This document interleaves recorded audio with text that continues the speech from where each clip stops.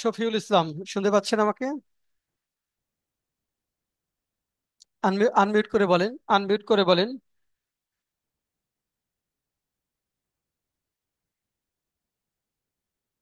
Unmute করে বলতে হবে, মানে আপনাকে আনমিউট করে।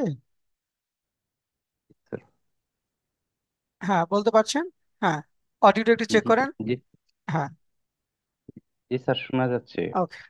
আচ্ছা, আমরা শুরু করব। রেজাল্টের পরপরই তো অ্যাটেন্ডেন্স কিছুটা কম হবে আজকের ক্লাসে, এবং আস্তে আস্তে ক্লাসের সংখ্যা, ছাত্র সংখ্যা বেড়ে যাবে।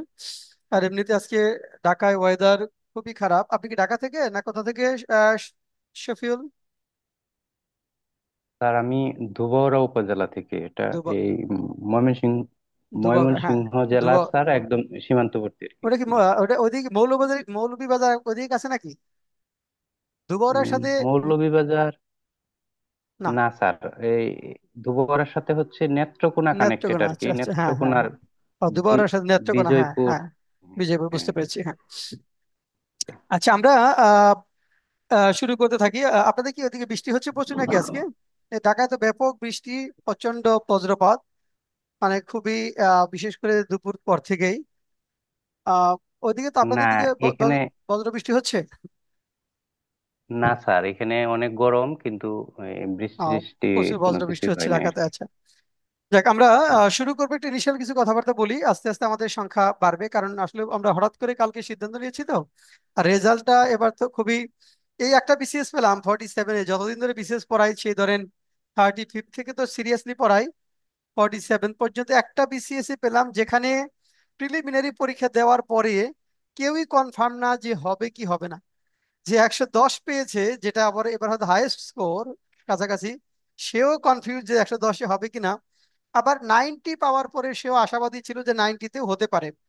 তো কিন্তু আসলে কনফার্ম ছিল না কেউই। এরকম একটা বিসিএস আমরা পেলাম 47-তে। এবং এই শর্ট লিস্টের মধ্যে যারা টিকেছেন, তারা সত্যি অনেক অনেক ট্যালেন্টেড। এবং ধরেন হয়তো ভাইবার জন্য 5-6 হাজার টিকাবে, মানে চাকরি পাওয়ার সম্ভাবনা প্রত্যেকেরই, রিটেন পাস করলে 90%, 80%, 90%। তো বিশাল একটা বিষয়।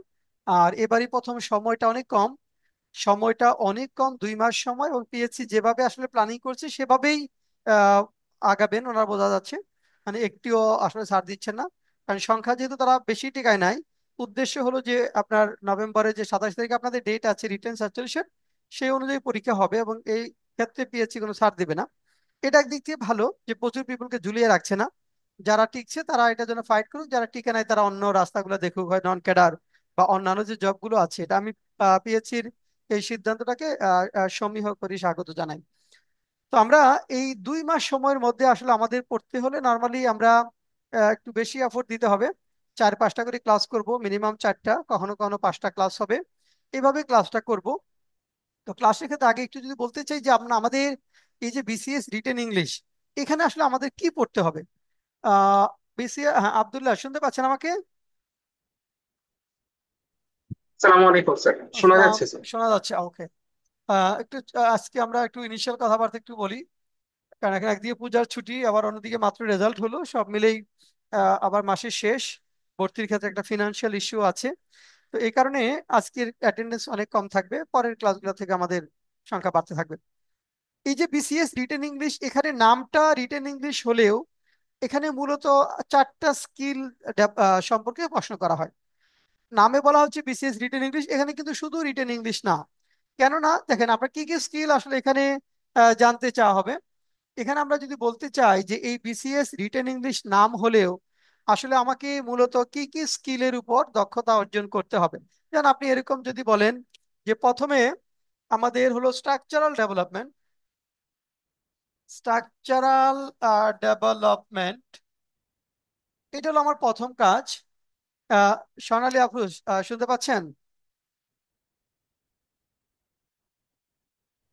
জি স্যার, আসসালামু আলাইকুম ওয়ালাইকুম স্যার। আসসালাম। ভালো আপনাকে, আছেন? ও হ্যাঁ, ভালো আছে, আপনাকে অভিনন্দন, কারণ আপনি অনেক স্ট্রাগল করতেছিলেন এবং ফাইনালি 47th এসেছে। এর আগে ব্যাংকে জন্য ট্রাই করেছেন, এবং আপনাকে যেটুকু জানি চিনি একদম, মানে হবেই ইনশাল্লাহ। এবার সবারই হবে। এবার যেটা হলো, খালি একটা কোর্স শেষ করেন, আপনার লেভেল অনেক ভালো, রাইটিং স্কিল। এর আগে তো ব্যাংকে রিটার্ন করেছেন এবং অনেক দিন ধরে সংগ্রাম করছিলেন, এবং খুবই ধৈর্যশীল, খুবই পরিশ্রমী সবাই এখানে যারা আছেন। এবং আমাদের কোর্স যারা করেন সবাই ইনশাল্লাহ ডিজায়ার্ড লক্ষ্যে আমরা পৌঁছাবো। তো যেটা বলছিলাম, দেখেন এখানে আমাদের যে চারটা স্কিল, সেই চারটা স্কিলের প্রথম স্কিলটা হলো স্ট্রাকচারাল ডেভেলপমেন্ট। সেন্টেন্স আমরা যেগুলো লিখবো, সেই সেন্টেন্সগুলো আমাদের নির্ভুল হতে হবে, শুদ্ধ করে সেন্টেন্স লিখতে পারতে হবে। সেটা 80% সেন্টেন্স যেন আপনার নির্ভুল হয়।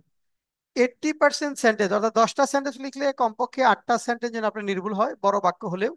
আর আর যেটা অনেক বেশি কঠিন থাকবে সেটা যেন 25% 30% আমরা অ্যাকুরেট করতে পারি।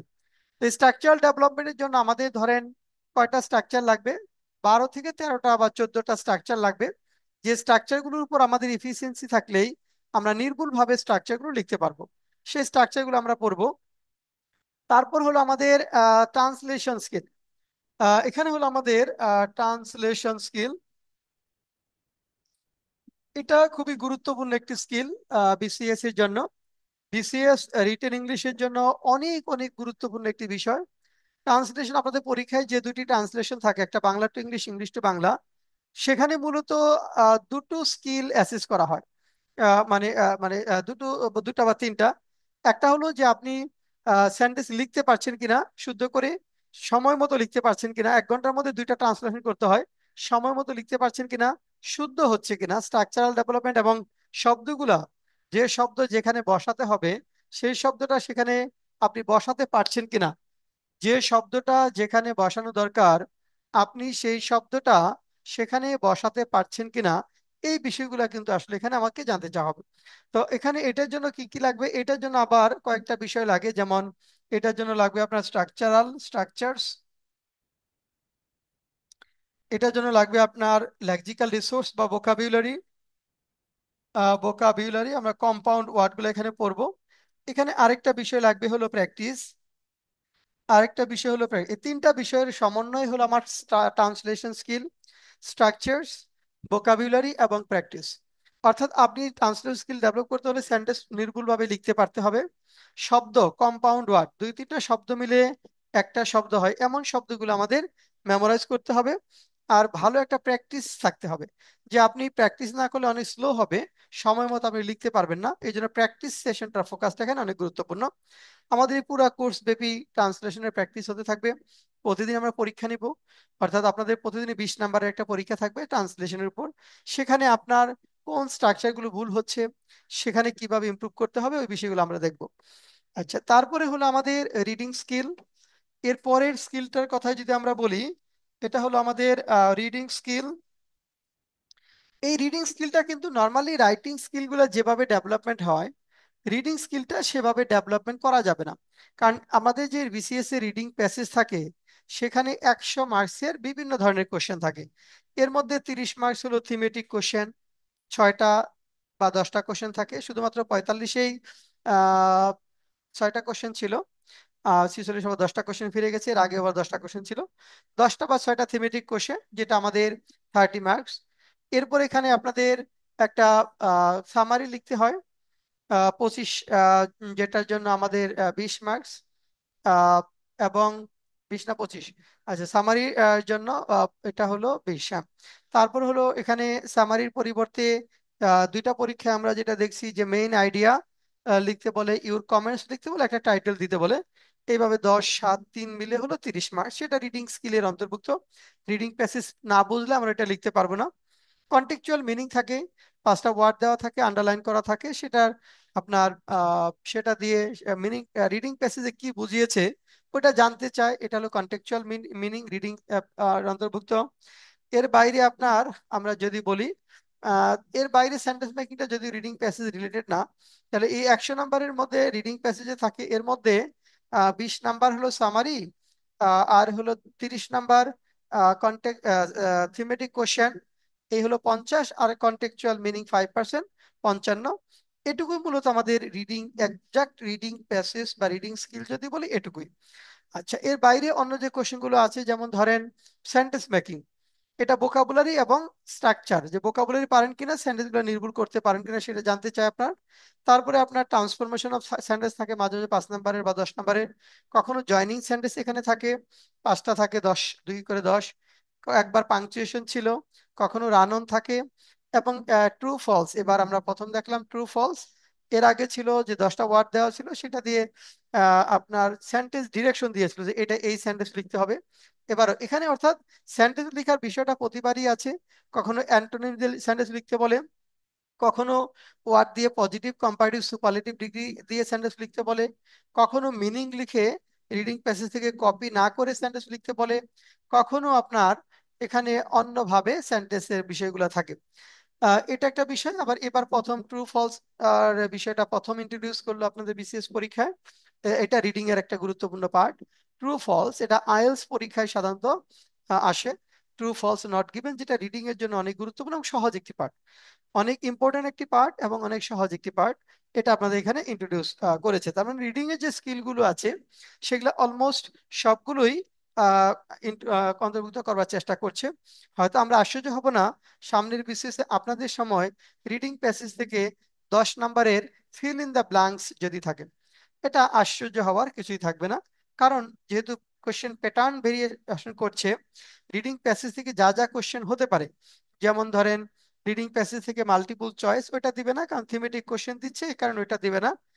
ট্রু ফলস দিয়েছে, ফিল ইন দ্য ব্ল্যাঙ্কস দিতে পারে। ফিল ইন দ্য ব্ল্যাঙ্কস এর সামনে পরীক্ষা থাকতে পারে, যেহেতু ভেরিয়েশন করছে। যে যে ভেরিয়েশন হতে পারে ওগুলো সবই আমরা আপনাদের করাবো। এবং প্র্যাকটিস সেশন যখন রিডিং প্যাসেজ যখন আসবে, পুরো বিষয়গুলো আমরা দেখবো যে কি কি ভেরিয়েশন আসলে এখান থেকে হতে পারে, কোন নেচারের কোশ্চেন গুলো রিডিং প্যাসেজ থেকে করা যায়, সবগুলি আমরা করাবো। এবং দেখবো যে আমরা হুবহু পরীক্ষা দিতে গিয়া ভালো স্বস্তির একটা জায়গা কাজ করবে, শান্তির একটা জায়গা। সবাই আমাদের অধিকাংশ বলে যে পরীক্ষার আগে যেটা যে আহ, আমাদের যে বিসিএস এর 9টি সাবজেক্ট, এর মধ্যে মনে হচ্ছে যে শুধু ইংরেজির প্রস্তুতিটাই হয়েছে। এর আগে যারা কোর্স করেছে, কোর্সের শেষ পর্যন্ত থেকেছে, তারা সবাই এটা স্বীকার করে গিয়েছে এবং পরীক্ষায় পরীক্ষা দিয়ে সেটাই বলেছে যে এসএ স্যার যেগুলো বলছিলেন এসএ গুলো কমন পড়েছে। যেভাবে আমরা কোশ্চেন প্যাটার্ন গুলো সাজাইছি ওইভাবেই কোশ্চেন প্যাটার্ন গুলো হয়ে থাকে বরাবরই, এবং আপনাদেরও সেই প্যাটার্ন অনুযায়ী হবে। তো এখন কারণ আমরা আসলে যেভাবে চিন্তা করি, বিশেষ করে রিডিং প্যাসেজের ক্ষেত্রে, এসের ক্ষেত্রে রিলেটেড যেগুলো কভার করি, এখানে আপনার না কমন পড়ার কোনো কারণ নেই। এই নেচারের হতে হবে, এগুলোই থাকতে হবে পরীক্ষায়। এটা যখন থাকবে হিউজ একটা স্বস্তি কাজ করবে আপনার। আচ্ছা, তার মানে এখানে যেটা বলছিলাম, তাহলে রিডিং স্কিলের ক্ষেত্রে 55 মার্কস। এখানে কোশ্চেনের ভেরিয়েশন 3টা বা 4টা কোশ্চেন থাকে। এটা 55 বা 60-র মধ্যেই আসলে ভেরিয়েশন থাকে। আর 40 নাম্বার যেটা, সেটা হলো গ্রামারের কিছু কোশ্চেন এবং ভোকাবুলারি কিছু কোশ্চেন। গ্রামার বেসড মানে ভোকাবুলারি, গ্রামার দিয়ে গ্রামার রিলেটেড কিছু বিষয়, যেমন কমপ্লেক্স ট্রান্সফরমেশনটা গ্রামার রিলেটেড হয়, জয়নিংটা গ্রামার রিলেটেড হয়। পজিটিভ কম্পারেটিভ সুপারলেটিভ ডিগ্রি দিয়ে সেন্টেন্স করতে বলে তাহলে ভোকাবুলারি প্লাস গ্রামার একসাথে একটু টিপিক্যাল হয়। এইভাবে গ্রামারের সবগুলো বিষয়, সবগুলো বলতে 4-5টা বিষয় এখানে আসে। আর সেন্টেন্স মেকিং আপনি করতে পারেন কিনা, সেই দক্ষতা বা যোগ্যতাটা আপনার আছে কিনা, সেটা এখানে অ্যাসেস করা হয়, সেটা আমরা করব। তাহলে এখানে রিডিং স্কিলের 100 নাম্বারের মধ্যে 60 নাম্বারের মতো ধরেন একদম জেনুইন রিডিং স্কিল, আর 40 হলো ভোকাবুলারি এবং সেন্টেন্স মেকিং রিলেটেড, ভোকাবুলারি এবং গ্রামার রিলেটেড, ভোকাবুলারি এবং গ্রামার রিলেটেড সেন্টেন্স, মানে ভোকাবুলারি এবং গ্রামার বলতে পারি আমরা। এর পরের স্কিলটা হলো আমাদের রাইটিং স্কিল। তাহলে এর পরের যে স্কিলটা, সেটাকে আমরা বলবো যেটা হলো আমাদের রাইটিং স্কিল। এখানে রাইটিং স্কিলের মধ্যে আসলে কি কি থাকবে সেটা যদি আমরা একটু দেখি। দেখেন, রাইটিং স্কিল এর মধ্যে বিসিএস এর 200 নাম্বারের মধ্যে আমার পিওর রাইটিং স্কিল যদি বলি, যেমন ধরেন এসে রাইটিং, এখানে 50 মার্কস। এখানে আমরা কি কি ভেরিয়েশন দেখছি, আমরা 35 থেকে বেঞ্চমার্ক ধরে 46 পর্যন্ত যদি আসি, সেটা 35 থেকে শুরু করে 44 পর্যন্ত 10 ইয়ার্স, 10 বছর পর পর সাধারণত পিএইচডি সিস্টেমটা চেঞ্জ করে। এই 10 ইয়ার্স এর একটা প্যাটার্ন ছিল যে এসেতে 50 মার্কস, 3টা এসে থাকতো, যে কোনো একটা লিখতে হতো। এসেতে 50 মার্কস, 3টা এসে থেকে যে কোনো একটা লিখতে হবে, তুলনামূলকভাবে অনেক ইজি, খুবই ইজি। আর আমরা 46-এ যেটা দেখলাম, 45th বিসিএস এ, সেটা হলো 2টা এসে দেওয়া আছে, 2টাই লিখতে হবে, হিন্টস দেওয়া আছে। 2টা এসে দেওয়া আছে, দুটোই লিখতে হবে এবং এখানে হিন্টস দেওয়া আছে। দুটো থেকে 2টা লেখা অনেক ডিফিকাল্ট, 3টা থেকে একটা লেখা অনেক ইজি। 2টা থেকে 2টা লেখা লিখতে হবে, হিন্টস দেওয়া থাকার কারণে আবার একটু সহজ হয়েছে। এসে উইথ হিন্টস 25 করে, 25 25 50 নাম্বার। তার মানে একটু শর্ট এসে, অনেকটা আপনি বলতে পারেন ব্যাংকের ফোকাস রাইটিং এর মতোই। ফোকাস রিডিং এ 25 বা 30 মার্কস থাকে, 30 মার্কস থাকে, যেখানে আপনার একটু শর্ট কম্পোজিশন আকারে লিখতে হয়। শর্ট বিসিএসটা অনেক দুইটা করতে দিয়ে মূলত অনেকটা ফোকাস রাইটিং এর মতো বা আপনার একটু শর্ট কম্পোজিশনের মতো নিয়ে করে ফেলেছে। এর মতো লিখতে হবে কিন্তু একটু শর্ট হবে এটা। তো এখানে এবার যেটা আমরা দেখলাম 46 বিসিএস রিটেন ইংলিশের ক্ষেত্রে এসে দুইটা লিখতে বলেছে, চারটা এসেছে। চারটা থেকে দুইটা, এটা তুলনামূলকভাবে অনেক সহজ, মানে কোশ্চেনটা রিল্যাক্স হয়েছে অনেকখানি। চারটা থাকলে দুইটা লেখা তুলনামূলকভাবে অনেক ইজি। আর এর মধ্যে দুইটা ছিল আমরা একদম হুবহু যেগুলো পড়িয়েছি ওই নেচারেরই। কাজেই এসে নিয়ে খুব একটা আপনাদের ভোগান্তির বিষয় থাকবে না। রিডিং প্যাসেজ আমরা ব্যাপক প্র্যাকটিস করব, স্ট্রাকচারটা ব্যাপকভাবে ডেভেলপ করব, এবং ট্রান্সলেশন স্কিল প্রতিদিনই হতে থাকবে। এইভাবে আপনার কাজ হবে, ক্লাসগুলো করতে থাকবেন। ক্লাসগুলো যেন ডিউ না হয়ে যায়, যে অনেক সময় হয় যে অনলাইনে যারা করেন 2-3টা ক্লাস বাদ পড়ে গেলে তখন দেখা যায় যে অনেক ক্ষেত্রে আর কভার করতে পারে না অনেকেই, এমনটা যেন না হয়। আপনি যেতে থাকবেন, স্ট্রেস নিতে থাকবেন। হ্যাঁ, আপনি মানে অনেক ক্ষেত্রে হয় যে অনেকে স্ট্রেস নিতে পারে না, এই কারণে কোর্স ডিসকন্টিনিউ করে। অনেক চিন্তা 9টা সাবজেক্ট কোনটা রেখে কোনটা পড়বো। তো এই চিন্তা যাদের মাথায়, তাদের তো বিশেষ হবে না প্রথমবারে। কারণ এবার ধরেন যারা 46-এ টিকেছিলেন, 47 দিচ্ছেন, তারা অনেকটা বোনাস, এই বিশেষটা আমার কাছে মনে হচ্ছে তাদের জন্য একটা বোনাস।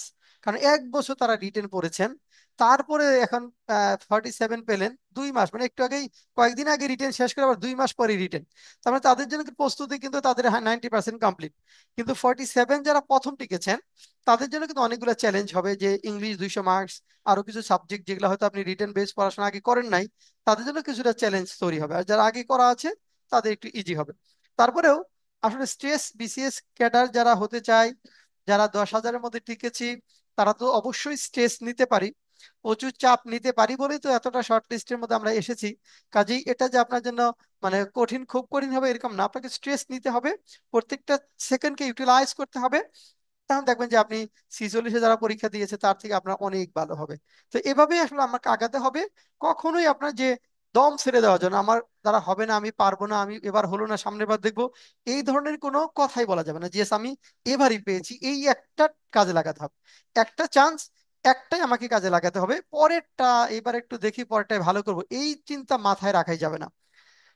আচ্ছা, এখন আসেন তাহলে আমরা যেটা বলছিলাম, এই যে চারটা স্কিল, স্ট্রাকচারাল ডেভেলপমেন্টের কথা আমরা বললাম, আমরা ট্রান্সলেশনের কথা বললাম, আমরা রিডিং প্যাসেজের কথা বলেছি, এবং আমরা এসে রাইটিং এর কথা বলেছি। এটার জন্য ভালো মানের বই লাগবে, এটার জন্য ভালো মানের বই পড়তে হবে।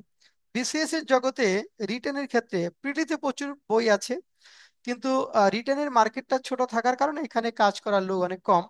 এখানে বই কিন্তু নেই বললেই চলে এইভাবে। এখানে একটা বা দুইটা বই মূলত। তো যেমন আমরা এটা আমরা আমরা এই দুইটা বই পড়াবো। একটা হলো how to learn BCS written English, এটা পার্ট 1। আর পার্ট 2 এবার আলাদা করে দিয়েছি আমরা। এটা হলো how to learn BCS written English part 2। SS এবং রিডিং প্যাসেজ গুলো আমরা আলাদা করে দিয়েছি, লেটেস্ট এসে, লেটেস্ট রিডিং প্যাসেজ সবগুলো আমরা নিয়ে এসেছি। আলাদা করার উদ্দেশ্য হলো যে অনেক স্টুডেন্ট আছে থার্ড ইয়ার ফোর্থ ইয়ার থেকে আমাদের বইগুলো পড়ে, তাদেরকে আমরা বলছি তোমরা পার্ট 1 পড়বা, স্ট্রাকচারাল ডেভেলপমেন্ট ট্রান্সলেশন। আর যেহেতু এসি গুলা পরীক্ষার আগে ব্যাপক চেঞ্জ হয়, রিডিং প্যাসেজ গুলো চেঞ্জ করতে হয়, এই জন্য আমরা এটা বেশি চেঞ্জ করব। মানে এটা প্রত্যেকটা বিসিএস আগে চেঞ্জ হবে, পার্ট 1টা চেঞ্জ না করলেও তেমন একটা অসুবিধা নেই। তো এটা পার্ট 1টা সবাই পড়তে পারবে, সেক্ষেত্রে প্রাইসিংটা অনেক কম হবে, কারণ একটা বড় বই করতে গেলে যে খরচ হয়, আলাদা করে ফেলে অর্ধেক টাকায় অনেকের জন্য 200-300 টাকা, 300 টাকা সেভিংস একটা বিষয়, বড় একটা বিষয়। এই জন্য আমরা এবার দুইটা ভাগ করে ফেলেছি। 47-এর জন্য যারা, তারা দুইটাই পড়বেন।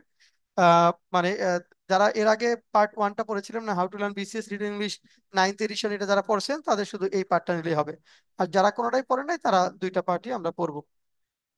এখন আমরা কিভাবে পড়বো? আমাদের তো ক্লাস রুটিন আপনাদের যেটা বলেছি, যে আমরা নর্মালি রবি, সোম, বুধ, বৃহস্পতি, এই 4 দিন আমরা ক্লাস নিব সপ্তাহে। রবিবার, সোমবার, বুধবার, বৃহস্পতিবার, সপ্তাহে 2 দিন আমরা রিডিং প্যাসেজের ক্লাস নিব। 2 দিন স্ট্রাকচারাল ডেভেলপমেন্ট এবং ট্রান্সলেশনের ক্লাস হবে। অর্থাৎ 2 দিন স্ট্রাকচারাল ডেভেলপমেন্ট এবং ট্রান্সলেশন, আর 2 দিন রিডিং প্যাসেজ, এভাবে ক্লাসগুলো আমরা করতে থাকবো। আর স্ট্রাকচারাল ডেভেলপমেন্ট ট্রান্সলেশন ওটা হয়ে গেলে, আর মাঝে মাঝে ওই 2 দিনের রিডিং প্যাসেজ যেখানে থাকবে ওইখানে মাঝে মাঝে এস এর ক্লাসগুলো আসবে। এভাবে একসাথে আমরা 3টা পার্ট বা 4টা পার্ট একসাথে আগাতে থাকবো। মানে আমাদের যে মেমোরাইজেশনের যে বিষয়গুলো আছে সেটা কভার করব। রিডিং স্কিলটা ডেভেলপ করার চেষ্টা করতে হবে প্রথম থেকে, যেহেতু সময় কম। এসে গুলো এখন পড়ে ফেলতে হবে। তারপরে আর কি যে নিয়মিত অনুবাদটা করতে হবে। প্রথম কাজ যেটা হবে আপনাদের, যেমন এখানে যে এসে গুলো আছে, এখানে আমরা 40টা এসে রেখেছি, ইংলিশ এবং বাংলাও করে দিয়েছি। এই এসে গুলো এখন মানে পড়ে ফেলবেন একবার করে সবগুলাই। এখানে যে 40টা এসে আছে সবগুলো একবার করে পড়ে ফেলবেন, মানে খালি পড়বেন, রিডিং, আর কোনো কাজ নাই। একবার করে 40টা এসে পড়ে রাখবেন, নলেজ লেভেলটা শুধু জানার একটু বাড়ানোর জন্য। কিন্তু কোনো কিছু মনে রাখতে হবে না, কিছু করতে হবে, শুধু একবার পড়বেন এখন কাজ। এখন মানে এটা নিয়মিত করে পড়তে থাকবেন, 40টা এসে আমরা শেষ করে ফেলবো। আচ্ছা, আর স্ট্রাকচার গুলো আমরা প্রতিদিনই, যেমন আমরা ধরেন এখানে আজকে যেমন একটা স্ট্রাকচার দিয়ে শুরু করব, এবং সেই স্ট্রাকচারের পরে ওইটার উপর আমরা আগামী ক্লাসে একটা পরীক্ষা নিব। অর্থাৎ ওই স্ট্রাকচারটার উপর আমরা আগামী ক্লাসে একটা পরীক্ষা নিব। তারপরে যে স্ট্রাকচার পড়বো সেই দুইটা স্ট্রাকচারের উপর পরীক্ষা। পরীক্ষাগুলো হবে আপনার ধরেন 10টা সেন্টেন্স ট্রান্সলেশন দিব, ওইটা 10 মিনিটে অনুবাদ করুন, 10 মিনিট পরে লিঙ্ক দিব।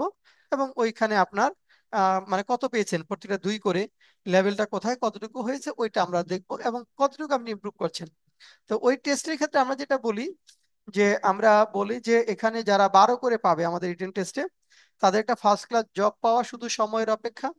যারা 15 পাবে গড়ে, তারা ধরেন অ্যাডমিন ক্যাডার অথবা বাংলাদেশ ব্যাংকের এডি এই র্যাঙ্কের অফিসার মানে হওয়ার জন্য ডিজার্ভ করেন। আর যারা 20 করে পাবেন তাদের রিটেন কোর্স করা দরকার নেই, এমনি বই পড়লে তাদের প্রস্তুতি হয়ে যাবে। তো আর যারা 10-এর নিচে পাবো, তাদের টার্গেট থাকবে এসে স্লোলি স্টেপ বাই স্টেপ আমাদের ওই জায়গাগুলো থেকে বের হয়ে আসা। স্টেপ বাই স্টেপ আমরা শুরু করার আগে আমরা একটু একটা অ্যাসেসমেন্ট টেস্ট নিব আপনাদের, 20 মিনিটের একটা অ্যাসেসমেন্ট টেস্ট আমি আপনাদের নিব। তারপরে আমরা আসলে শুরু করবো যে আপনারা এখানে কোন লেভেলে আছেন। আমরা এখানে যে আমরা শুরু করছি, তো আমাদের একটু আপনাদের লেভেলটা জানাটা জরুরি। সেটা দেখবো, এখানে দেখবেন আমি একটা স্ক্রিন শেয়ার করেছি। এখানে 20টা সেন্টেন্স আছে। এটা শুধু আপনি নাম্বার দিয়ে ইংরেজিটা লিখবেন, 1 2 3 4 এইভাবে ইংরেজিটা লিখবেন, 20 মিনিট সময়। এখানে আমি স্ক্রিনে থাকবো। তারপরে আমরা এটা মিলাবো যে কার কোথায় ভুল ত্রুটি হলো, কার কোন লেভেলে সমস্যা, কে কোন লেভেলে আছি, কতটুকু এফোর্ট দিতে হবে এখনই, আপনার কোন লেভেল আর কতটুকু এফোর্ট আপনাকে দিতে হবে আপনার গন্তব্যে যাওয়ার জন্য। শুরু করেন প্রথমে। এখানে আমরা শুধু নাম্বার দিয়ে ইংলিশটা, বাংলা লেখা দরকার নয়, শুধু ইংলিশটা আপনি লিখবেন। নাম্বার দিয়ে শুধু ইংলিশটা আপনি লিখবেন।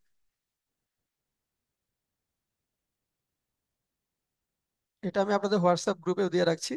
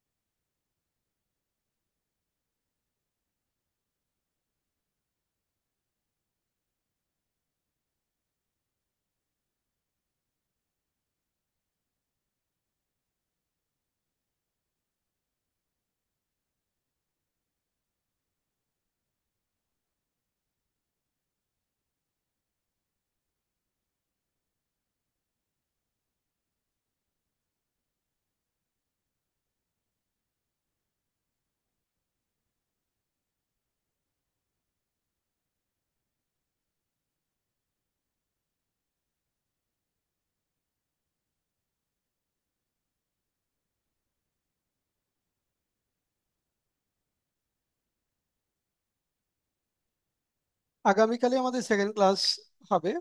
আমরা আগামীকালই দ্বিতীয় ক্লাস নেব।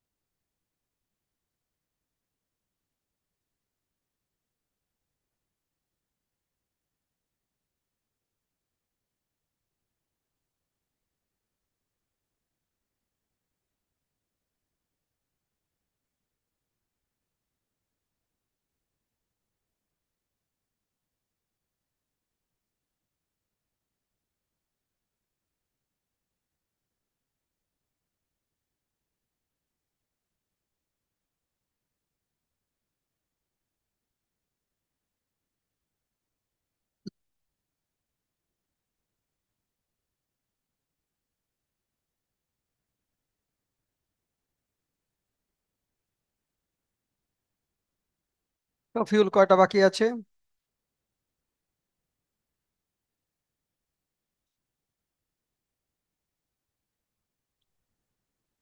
স্যার আমার 9টা হয়েছে। আচ্ছা, লেখেন। হ্যাঁ, অসুবিধা নেই, লেখেন। আব্দুল্লাহ কত পর্যন্ত গেছেন? একটা হয়েছে স্যার। কয়টা?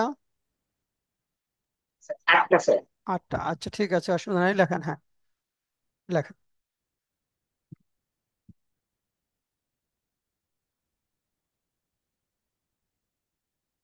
আহ, ইস,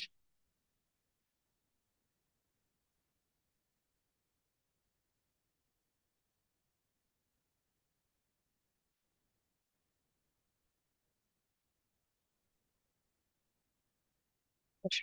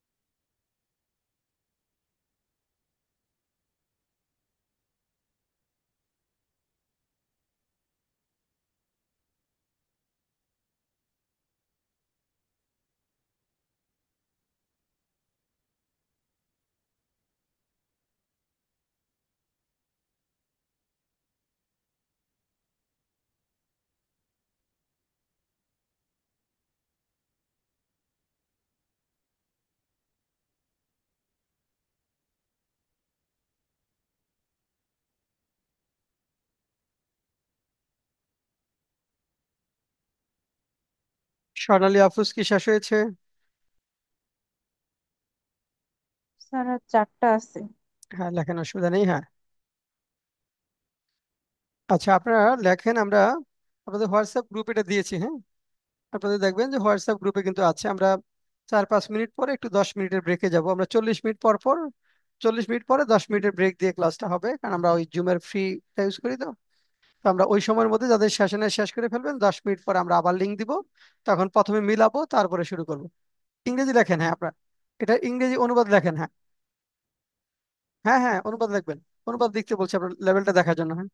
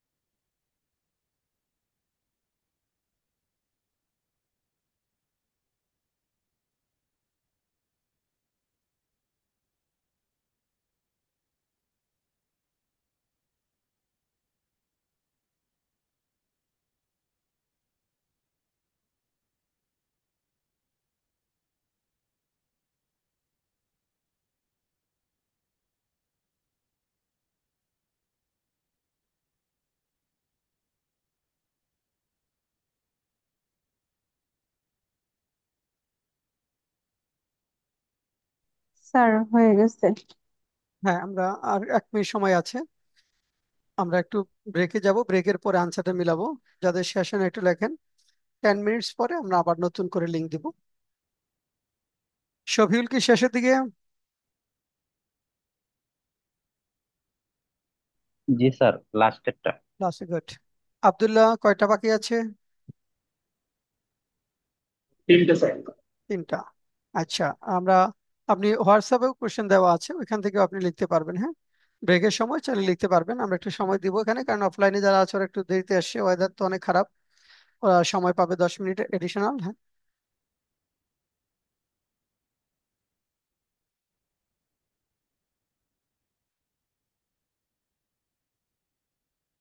আমরা 10 মিনিটস ব্রেকে যাচ্ছি।